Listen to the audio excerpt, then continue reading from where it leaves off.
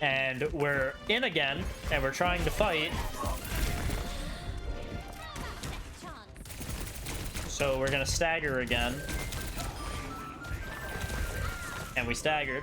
Hello everyone, and welcome to another DHanHan video. My name's DHanHan, and today we're going to be looking at a silver tracer player on Route 66. So it looks like we have a bit of a dive. Zen's probably going to give us harmony orbs, and we'll have a tracer to coordinate our dives with. There is going to be a torb turret, so that's going to be a little tough for us. But other than that, I think we'll do fine. The torb turret is set up here, and because this torb turret is set up here, the torb turret is going to be restricting all of these sight lines. So you shouldn't be playing over here because the torb turret is going to get free shots on you if you're going this way. It's going to get free shots on you if you're standing anywhere here and here. And as tracer, you can't really get the torb turret unless you're close to the torb turret, which requires you to either run up this ramp and fight the torb turret, which I don't advise, because there's also an Ash here that can one-shot you as you're coming up. Your other option is, instead of taking the flank that you just did, you should go through this tunnel over here and over here on the back line. This Mercy here has no idea that you would be coming if you went through that route, so you would actually be able to clean up there. This Ash wouldn't be paying attention to you. Maybe the Torb would see you and the Kiriko, but that's going to be the best option because you're not going to be forced to take poke from the turret, grab this health pack, and recall, and then die anyways. Because Torb turret never misses, it's good to focus that down first though. So if you can, make sure you get it. Looks like we're not grouped up. We need to kind of wait for our team or get ourselves to a good position to fight the enemy. What you're doing right now has actually no impact, and that's because of Tracer's damage fall off. So I believe at 20 meters, she does kind of no damage. I think it starts falling off at 12 meters, which is probably from you to the payload, more or less. Maybe the front of payload is when you can be doing some kind of damage. But the damage you're doing right now is max range, so you're doing 1 to 2 damage per bullet right now. And Tracer has 40 bullets, so you're doing about 40 damage. So you might as well just like melee someone at that point. It's not beneficial at all. So you definitely need to be closer. I would definitely, again, say use this cave over here. It has a mega for you to flank. And even if you get pressured out, like you have this mega too. And then you can poke these people over here, dash over here, grab this health pack, come over here, dash these people. You're just not taking an off route. You're kind of standing straight with your team. And if you're going to be doing stuff like this, you might as well be playing a hero that's going to be more beneficial, taking poke angles like this, like a soldier or a sojourn, or even a junkrat if you're just trying to spam down the lane. So we're going to go on this flank angle again. That was a bit of a waste for recall. We didn't need to use that. We can definitely get that Mercy. Yep. All right, let's try to stage on where we want to be next. If I were Tracer, a good place I would probably be is this high ground's fine. Another thing you could have done is if you killed the enemy team fast enough, you could have went over here and camped by this mega health pack. You could have hidden in here because people aren't going to be turning around and checking this area if they're not here. And then this will set you up for an easy rotation to maybe come over and, you know, take that Mercy and go back to doing your thing. You could also just chill under here, wait for an enemy to show up. So we're still just playing with the team. Again, little early of a recall. Usually you want to wait until your recall's about half health. Tracer will have a gasp indicator when she does it, so like that. That's the gasp indicator for when you should recall. And yeah, so for that fight, we didn't really do anything other than kill a turret. And we're trying to do something here, but we're probably just going to stagger.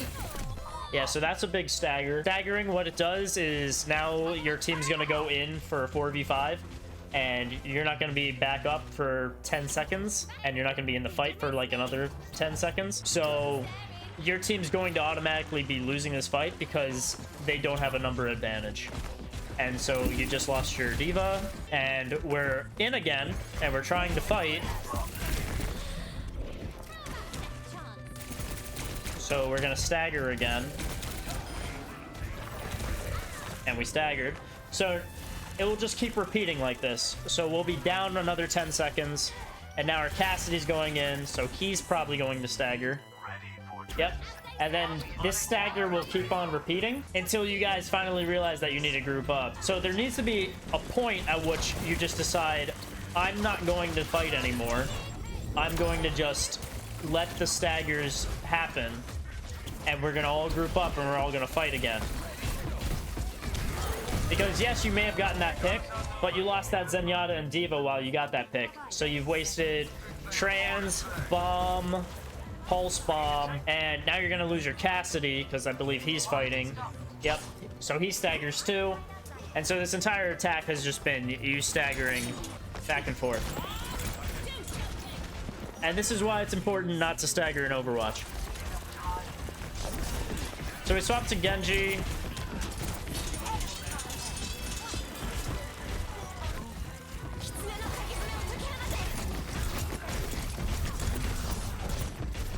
Good. And nice.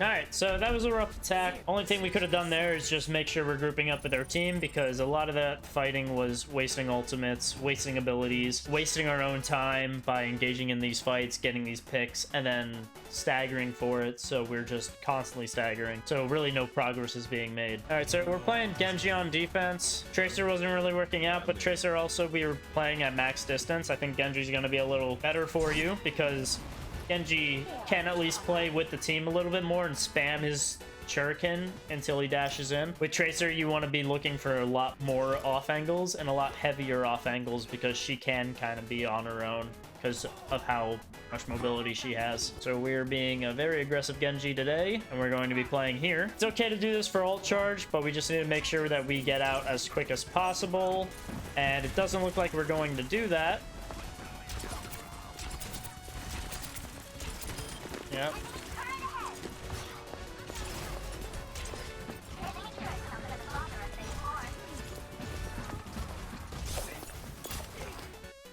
So we're just gonna go back because you just lost your Cassidy and D.Va doing all of that teleporter destroying and everything. So you playing here, in my opinion, I think it's forcing your D.Va to think that they should play here. They should not play here. If you're going to be playing Route 66 defense, you always want to be playing here. Think about where the enemy was playing. Were they playing where the D.Va is? No, they were playing back here. They were playing in this big choke area. You know, the area that you spam a bunch of abilities down because it's a choke. If you play up where you're playing right now, you're just going to, one, be very overextended, and the enemy can definitely surround you like they did, and they definitely could have just forced you out, but they just chose not to because they're silvers. And two, anything that you do up here, the enemy's just going to spawn there and be right back in the fight in like 6 seconds. If you die where you're standing, you are going to probably take about 20 seconds to get from that spawn all the way over to this choke again, and the payload's probably going to be here by that time. While that's all happening, Symmetra's pushing out your Cassidy. You're destroying a teleporter, by the way. Symmetra successfully gets to your Cassidy. Torbjorn pressured out your D.Va, so did Brig. And we are just now poking at a Mercy when Cassidy goes down. So all that time that we spent kind of destroying a teleporter, sitting over here, doing stuff, the enemy has already done 3 or 4 things, and we've kind of just let it all happen. We haven't taken action onto any of that. We've been passively kind of sitting by, hoping to find something to take advantage of. So we finally find this Symmetra and try to get a hold of her.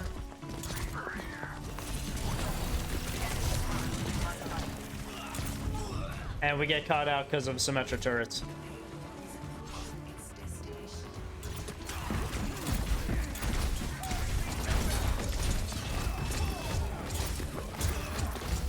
Focus on the Mercy, not the Ramatra. You can't kill the Ramatra. You can definitely kill the Mercy. Okay, so you killed the Ramatra because you didn't grab a Mega. I probably would have gotten those kills to stagger, but that's okay. That's fine. Better to stay alive than it is to get picks. This is overextending, right, what you're doing right now. The enemy is already on point.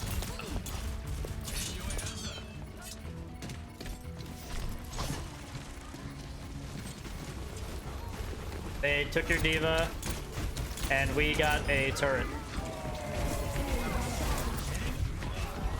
So the 10 seconds that you spent fighting a Symmetra and a teleporter over here, the enemy has already moved in. When you see the enemy take that teleporter and go somewhere with it, you should lose the focus on the teleporter and you should instantly look for where they went, because the teleporter is not really going to do anything. Usually people only take the teleporter in one time, so you really got to be focusing on like where the enemy is. And most of the time, if people teleport through that teleporter, they're not going to know exactly where to stand when they go through it, so they're going to be all over the place. They're going to be overexposed. The Symmetra came through this teleporter first. She was by herself. She definitely could have died when she first went through that if you just recognized that this teleporter went up, but you were too busy caught over here looking where the enemy wasn't even trying to go. You have to remember that if the payload is over here, we want to be playing somewhere close to this area, but the enemy's going to go through. So you could have stood here, and this would have looked for this choke. This would have looked for anyone going through this high ground, and you even could have seen people coming through this tunnel. Standing over here is only going to give you sightline to people coming this way, and you're not going to know if they went this way and teleported like the Symmetra did, or if they're going to go through this tunnel. And anything that you do over here is going to be overextended because your whole team is playing on the payload back here. So you're not going to get any resource if you are extended this far out anyways, and you'll probably get picked for it. Anyways, the Symmetra goes through. She doesn't know what she's doing. Torbjorn then goes through. He goes all the way off here. This is an overextension too. If you had coordination, your Diva could have flown up here. Even your Moira could have thrown, you know, a damage orb up here or something, and he probably could have died too. So that would have been both damage dead, no turrets. Instead, because you guys are all passively letting this happen, a Mercy even comes up here on this for free. She has no one to fly to. She could have easily died, and we're fighting a teleporter over here. We finally realize what's going on. We dash back here. But at this point, your Diva's getting weak. Mercy is now in a good position, and the Symmetra's in a good position. Symmetra now has a fully charged beam off the Diva. We're fighting a turret. Our Moira got the Mercy, that's good. But Torbjorn just ulted on point, and we don't have a Diva to eat that.